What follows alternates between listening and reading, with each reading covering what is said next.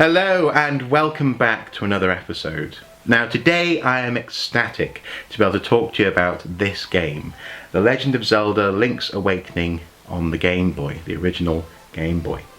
Now this game changed my life. It introduced me to the world of Zelda and to a world of computer gaming, which up until that point I didn't quite understand, I suppose, the potential scope of what a computer game could be. It also as well set me on a path of loving the Legend of Zelda series and all the games surrounding it for the rest of my life. So it's very important. This was my my first taste of Zelda. But the path to getting hold of the Link's Awakening game wasn't really a straightforward one. You see, in 1993, 1994, I was 9 or 10 years old, and I had a Game Boy, like many other kids I know. We'd nagged our parents, got hold of a Game Boy, and my game library, for the Game Boy at least, I had a Mega Drive at home, but the Game Boy had 3 games. It had Tetris, but most Game Boys came with Tetris at the time, a very solid game. Surely you've played Tetris at some point. It had Donkey Kong Country, which was really novel actually for me because it came in a yellow game cart. It had a yellow game cart that obviously plugged into the machine, but it stood out from the Game Boy itself because it was indeed yellow. But again, a really solid side-scrolling adventure. It was quite a detailed game, graphically very detailed compared to, for example, Tetris. Very the range of shades of green that they were using on the screen was impressive. And also as well, what did I have? There was Tetris, there was Donkey Kong Country, and there was Kirby's Dream Land. And Kirby's Dream Land, many people, well, lots of people I know don't like it. I'm sure there are many people out there who absolutely love it, but I thought it was brilliant.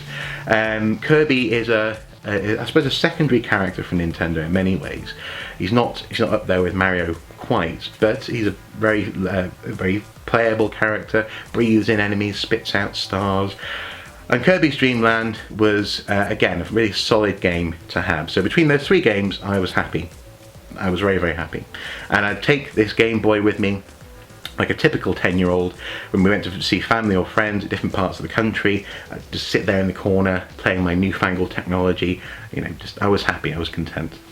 But then one time we were visiting family, and a cousin of mine, who must have been in his late teens, if not in his 20s, he was much older than I was up in his bedroom playing on the Super Nintendo Entertainment System, the SNES, that beautiful machine with the multicoloured buttons, the shoulder buttons. At the time, really stood out to me as an elegant design. Even though I was 10, I thought that's beautiful. And he was there playing this machine, and he just swapped out, I think, a racing game, and he put in The Legend of Zelda: A Link to the Past. And he'd taken it out of this gold box and put the gold box on the floor, and I saw this box and I was going, oh, that's an interesting looking box. And then he started playing the game. He opened up his save file, and he was at a point where he had the Pegasus boots, so he was able to run along really quick. He was jabbing enemies, using the sort of the laser sword when you have full hearts, zoom, zoom, that kind of thing. He was just doing really well at this game. He was winning. And I was amazed by it, and I was asking him questions about how it worked, how he got to this point, and he was talking about the dungeons and the quest and getting the moon pearl, sorry, this kind of thing, and the master sword, and I said, can I have a go? No, came the answer. No, you can't have a go. And at that point, because I was so impertinent as to say, can I have a go? He went, get out, go downstairs, go and play with your Game Boy. But that was Zelda for me at that point. So, and then a few months later, we were going through a shopping centre somewhere, I'm not quite sure where, a shopping centre, and went into a clothes store, into a department store, sorry. And of course I rushed off to look at the games and the videos and this kind of thing. I wasn't really interested in buying clothes. 10 years old, who cares about buying clothes, eh? And there they had the TV set up, and it was showing, I think, a Street Fighter demo, and off in the corner of my eye I saw the glint of a gold box. I thought, could it be the game? Now, never mind the fact that I didn't have a SNES at home. I went to investigate, I don't know why, but I did. And there was a Zelda game, but for the Game Boy, and I had a Game Boy, so I went and started nagging people, family and friends, and sort of saying, "You do know my birthday's coming up, don't you?" And they'd say, "Yes, we know. We are aware of this." Point out the game, how much it was, where they might be able to buy it, and eventually it was purchased. And when I knew it was purchased on this day, not the same day that I saw it, but when I knew it was purchased on that day, I started saying to people, "Well, my birthday isn't really that far away, is it? It's not that far away. I could maybe play the game now, maybe." Eventually, my mum cracked, and I was able to play the game a bit before my birthday. Not that much, but a bit. And I just remember putting the game in, turning on the machine, and then there's the opening sequence with the storm and the ship in the storm, and there's Link struggling with the sails and the ropes, the rigging, and then suddenly he's washed up on a beach, and in comes what you think is Princess Zelda, but it's not. She comes in, sees him on the beach, and then the screen just pans up to the egg on top of the island, and then there's the introduction to the game. I was amazed. For a Game Boy, it was cinematic. It was a cinematic experience, and from that moment onwards, actually, the game had me. I mean, somehow they'd managed to replicate in a spectrum of green dots the sensation of playing the SNES game. It was an incredible achievement, and apparently actually it was done initially as a side project. Some people at Nintendo just decided, well, can we do that? Is it possible to make a SNES-like Zelda game on a Game Boy? And eventually they got so far with the development that they said, well, let's turn it into a game. And it was a resounding success. Truly just impressive, really impressive. The thing is, having played the previous 3 games that I had in my library, Tetris, Donkey Kong Country and Kirby's Dream Land, it was actually immediately obvious to me, because I've been burning those images into my brain, that the developers of this game, of this Zelda game, had been plucking elements almost playfully from other games and putting them into Link's Awakening. So for example, there's this creature which is kind of like I used to call it spike eyes. It's this sort of, this looks like a little black dot with eyes and spikes on it, which appears in Kirby's Dream Land, but it was on the beach in Link's Awakening. The first thing you have to do when you get your shield is push this thing out of the way, this spike eyes creature, to get at your sword. And I was impressed. I was going, well, this is I didn't know what the word was. I suppose these days you might call it an Easter egg, but this is a little nod to the other game, a little homage, as it were. Oh, that's pretty cool. And the whole game is just littered with them, because clearly the people who developed Link's Awakening were having great fun. And in the first dungeon, there's a section where you sort of go into like a side scroll, almost like in Zelda 2, a side scrolling sort of sequence where you have to jump off a platform and land on a Goomba, just like Mario does in the Mario games. The Bow Wow from Mario games, the sort of the circular dog, the big black circle on a chain, makes an appearance in this game.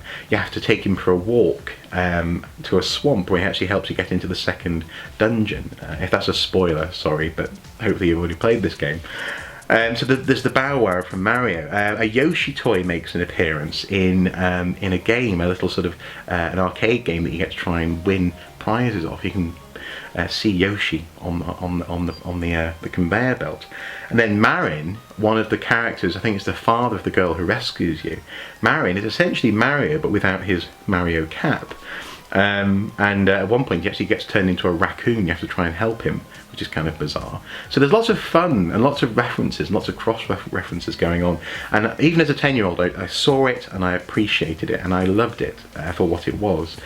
And actually that whole thing, the idea of people turning into other things, like for example a raccoon, and you're having to try and help him turn back, really underlined the whole theme of this game, this sort of dreamlike landscape that you found yourself in, or that Link found himself in, that you were playing through. Now I won't spoil the ending of the game or how it all pans out, just in case you haven't played the whole game. But that sort of quality, that surreal quality, is there for a reason, and it's essentially separated itself from Hyrule, and therefore they were able to have a bit of fun while also bringing you a really solid, recognisable Legend of Zelda experience. It was life-changing for me. It's truly stuck with me, and it's still, as I've hopefully already said, it's still my favourite Zelda game of all time. Now the music, for example, the atmosphere engendered by the music is remarkable. They managed to turn the beeps and the blips and the sort of the the shuffling noise that the Game Boy can create and turn it into an atmospheric, really elegant soundtrack which works at every point. There's urgency when it has to be urgency. There's romance when there has to be romance. It just works, and it helps you get into this world, and it felt like you had a world in your hands when you were playing Link's Awakening on the Game Boy. You felt as though you were on that island and you're exploring that island. And that's why I loved the game. That's why I continue to love Zelda games, and it's actually why I ended up getting into other games like Skyrim, JRPGs, Final Fantasy, Dragon Quest. These exploration games, for me, had their inception with Zelda on the Game Boy. Now, there's also a really particular sense of humour in the game. I've already sort of touched on that with the way that they treated, say, for example, other Nintendo games. But there's one point I remember in there's a library where you're checking out what's in the library. And you come to this point where it says, "This is not a chest." What? You already knew that? Oh, okay. It actually says that to you, the game does, and you're going, of course I already knew. What? And there's this moment where it's almost breaking the fourth wall. It's kind of talking to you as the player as much as anything else, saying, oh, you already knew that this isn't a chest, this is a bookcase. Oh, okay, well that's fine, continue, keep on playing. And again, it made you smile, it made you smirk. You enjoy the game. It's serious at times and it's funny at times, and it never goes too far in either direction. It's always on point. It's just a beautiful, brilliant game. Now, this game stuck with me so much, it sort of entered my head so much that I actually ended up drawing out a map for the entire game. I got some squared paper, large gauge squared paper, and drew out, because essentially what you do in the game is you travel from square to square as you move up or across, much like the first Zelda game. Each area, even each section within a village is essentially a square, and you can travel across that square. When you get to the edge, you go on to the next square. So using that as a reference, as a measurement, I actually drew out the whole island. And there were moments when I got a little bit frustrated, because some of the squares you'd have an edge where you'd have maybe a geological formation, but on the other side of that square they would ignore the geological formation. So when you drew it out, you go, that doesn't make any sense. But again, that's just the kind of 10-year-old I was, I suppose. But it just stuck with me. I wanted to explore and to record my exploration of that island. I really wanted to really get into it. And until I had a SNES, this is the closest I could get to really living in a sort of a Zelda-like world and really enjoying it and really just going with the flow. It was like reading a beautiful book. It was like watching an amazing film. It was like contemplating a beautiful painting. This was art. This was an expression of something, and it was an interactive expression. And it was one of, as I say, this is one of the reasons why I love computer games. It's down to this computer game here.